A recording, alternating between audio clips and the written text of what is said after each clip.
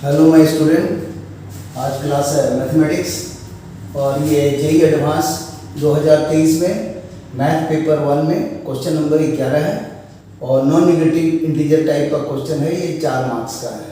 पहले अपने बनाइएगा, नहीं बनेगा तो सोल्यूशन देखिएगा। देखिए कैसे सोचना है। लिख रहा है कि let a equal to this where theta belongs to real number and a contains exactly one positive integer n, then the value of n is। ये देखिए कि कॉम्प्लेक्स नंबर है। थोड़ा इसको सिंप्लीफाई करने का तरीका होगा कि 1967 और 1686 आप क्या कीजिए, देखिए दोनों में क्या कॉमन है। तो कॉमन का सिंपल तरीका क्या होता है, ये दोनों का एचसीएफ निकालिए। एचसीएफ हार्डर कॉमन फैक्टर,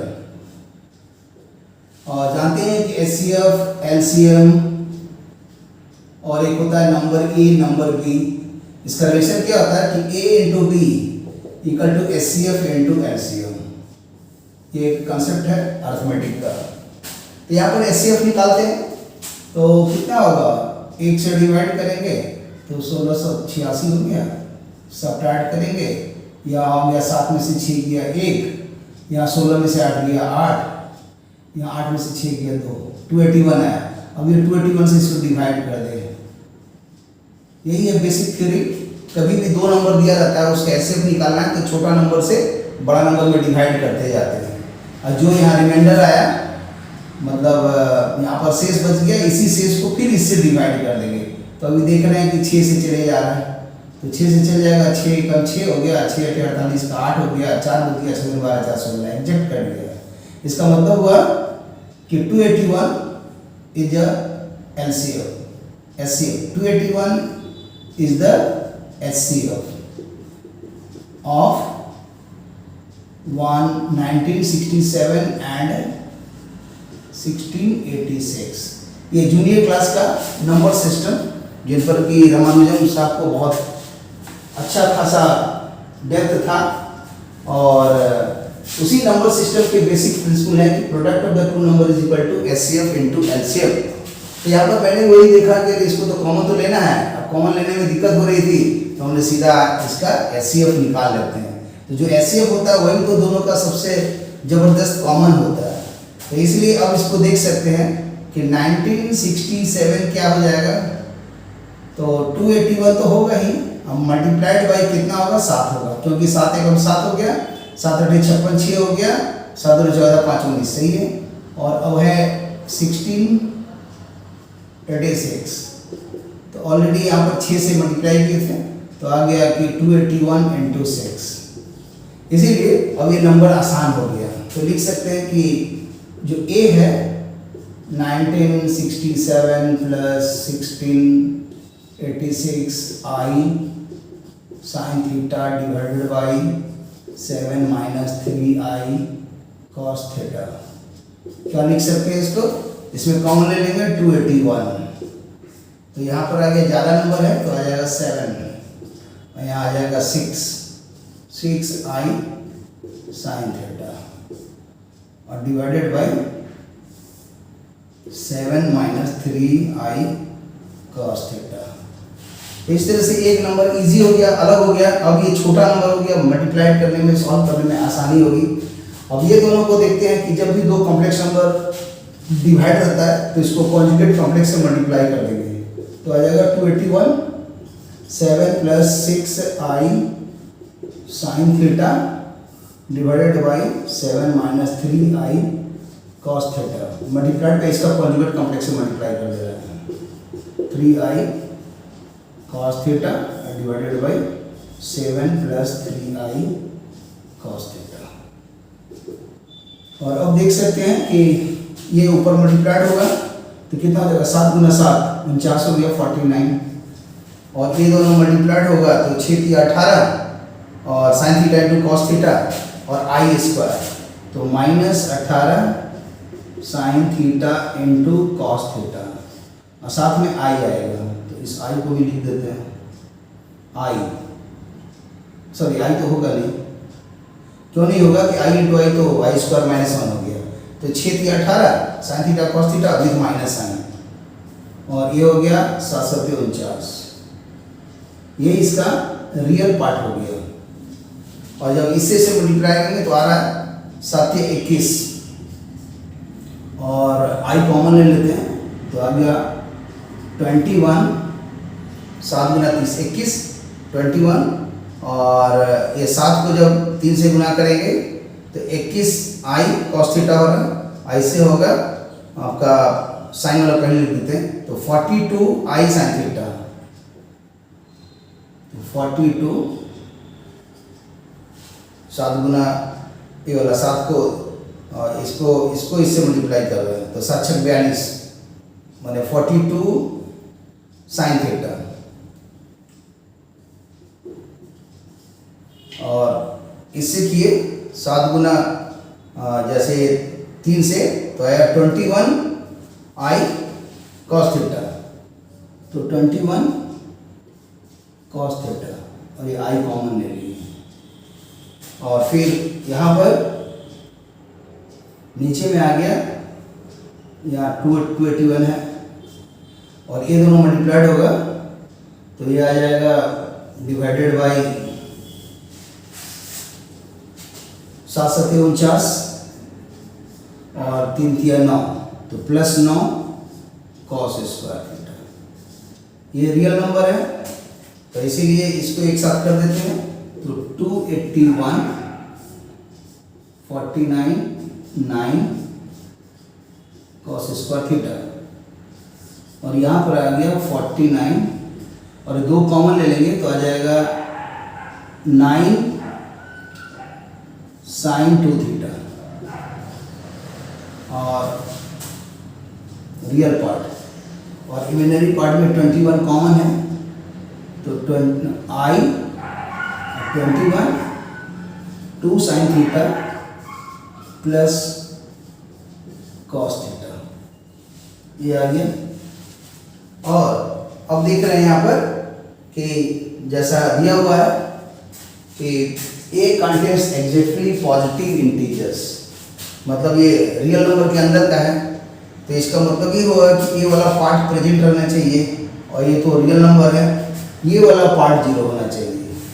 तो इसे लिख सकते हैं कि जैसा क्वेश्चन दिया है कंडीशंस, उस कंडीशन के अनुसार हो जाएगा कि 2 sine theta plus cos theta must be 0। क्यों? क्योंकि A को होना चाहिए पॉजिटिव इंटीजर्स, इसका मतलब कॉम्प्लेक्स नंबर का जो इमेजिनरी पार्ट होगा वो 0 होना चाहिए, इसलिए हम लिख देते हैं IM, इमेजिनरी पार्ट जो भी होगा A का कॉम्प्लेक्स नंबर है, इसका इमेजिनरी पार्ट को 0 होना बहुत जरूरी है। जब ये 0 होगा तभी ये टर्म हटेगा, और तभी ये एग्जैक्टली 1 पॉजिटिव इंटीजर मतलब रियल नंबर में आ सकता है। तो ये कंडीशंस है, तो इसको कर दिए तो आ गया sine theta 2 sine theta is equal to minus cos theta, तो tan थीटा निकल गया -12। अब देखा जाए कि यहाँ पर हमको साइन 2 थीटा का आंसर चाहिए और कॉस स्क्वायर थीटा भी चाहिए, तो इस tan थीटा का नेगेटिव होने के लिए एक डायग्राम बनाया जाए और ऑल साइन tan कॉस का कॉन्सेप्ट लगाया जाए। तो tan थीटा नेगेटिव है, ऑल साइन tan कॉस, तो जो भी होगा ये थीटा एंगल, अगर इसको थोड़ा देर के लिए सोचा जाए कि मतलब माइनस इन्फिनिटी से प्लस इन्फिनिटी के बीच में कोई भी एक एंगल है, और उसमें भी थोड़ा सिंप्लीफाई सोच लीजिए कि 0 से 360 है, तो उस समय ये जो भी रिजल्ट होगा आपका answers all sine tan cos, माने tan नेगेटिव आ रहा है तो इसमें और इसमें नहीं होगा, मतलब या तो सेकंड क्वाड्रेंट में है या फोर्थ क्वाड्रेंट में। अगर सेकंड क्वाड्रेंट में होता तो डायग्राम देखिए कैसा दिखता, सेकंड क्वाड्रेंट के लिए ऐसा है, और यहाँ पर एक परपेंडिकुलर ड्रॉ कर देते हैं, तो यही वाला थीटा जो है जनरल वैल्यू की जगह में एक तो थीटा लिख दिया, इसमें आप 2n जोड़ दीजिए, तो ये tan थीटा शो कर रहा है परपेंडिकुलर, तो परपेंडिकुलर पॉजिटिव हो गया, लेकिन बेस क्या हो गया, नेगेटिव हो गया -2। तो यहाँ से हमारा cos थीटा निकाला जा सकता है tan थीटा है तो। ये देखिए cos थीटा, तो क्या होगा बेस बाई हाइपोटेनियस, तो पाइथागोरस यूज करेंगे तो ये होगा √5, तो cos थीटा आ गया -2/√5। और दूसरा ऑप्शन होगा कि अगर इस cos थीटा को हम इस लेके चले कि नहीं tan थीटा नेगेटिव होना चाहिए, तो यहाँ होगा, तो उस समय ये एंगल ऐसे दिखेगा। और ये एंगल को या तो यहाँ से पूरा ऐसे दिखा दीजिए, नहीं तो ये अलग एंगल दिखा सकते हैं। तो बेहतर है आप थीटा को 0 से 360 के बीच में इन 1 रोटेशन में देखिए, वो ज़्यादा अच्छा लगता है। 0 से 360 के बीच में 1 रोटेशन देखिए, 0 को इंक्लूड कर दीजिए, 360 को एक्सक्लूड कर दीजिए, और रेडियन में चाहेंगे तो इसको लिख दीजिए 2π, ठीक है। और फिर उसको जनरलाइज करना होगा, तो जो भी एंगल आएगा उसमें उसका जो पीरियोडिसिटी होगा उसको ऐड कर दीजिए। साइन कॉस के लिए 2π होता है, tan कॉट के लिए पाई होता है, सेक कॉस का भी 2π होगा, तो जनरल वैल्यू निकाल लीजिए, तब वो एंगल थीटा जो होगा -∞ से लेके +∞ के बीच में ऑसिलेट कर जाएगा। तो इसके आंसर भी निकालेंगे तो cos थीटा क्या होगा, ये कितना आ रहा है tan theta 1/2 with minus sine, तो यहाँ पर परपेंडिकुलर माइनस हो जाएगा और जो बेस हो जाएगा वो प्लस हो जाएगा, क्योंकि ये तो ओवरऑल है, मतलब ये कभी ऊपर जाता है -1, कभी ये नीचे आता है। इस डायग्राम में यहाँ पर आया -2 नेगेटिव में तो 1 पॉजिटिव में, और यहाँ पर -1 नेगेटिव में ये पॉजिटिव है, तो इसका भी cos थीटा जब फाइंड कर रहे हैं तो कितना आ रहा है बेस बाई हाइपोटेन्यूज से, तो आएगा पाइथागोरस से √5, तो आ गया 2/√5, मतलब cos थीटा इस कॉन्सेप्ट से आ रहा है -2/5 और इससे आ रहा है +2/5। ये हुआ इस कंडीशन के लिए, जो इस कंडीशन का। तो cos का थीटा क्या होगा, जब स्क्वायर करेंगे तो हमेशा इसका आंसर 4/5 होगा दोनों के लिए। तो cos का थीटा हम लोग का तो फाइंड हो गया। अब बच गया sin 2 थीटा, यहाँ निकालना पड़ेगा क्योंकि ये क्या है, तो ये आ गया sin 2 थीटा। तो sin 2 थीटा का कंसेप्ट होता है, जानते ही आप लोग कि 2 sin theta into cos theta, फिर इसी को आगे 1 लिख देंगे, तो ये आ जाएगा 2 sin थीटा cos थीटा, ये हो जाएगा cos square theta plus sin square theta. ये सॉल्व करके आ जाएगा 2 tan theta divided by 1 plus tan square theta.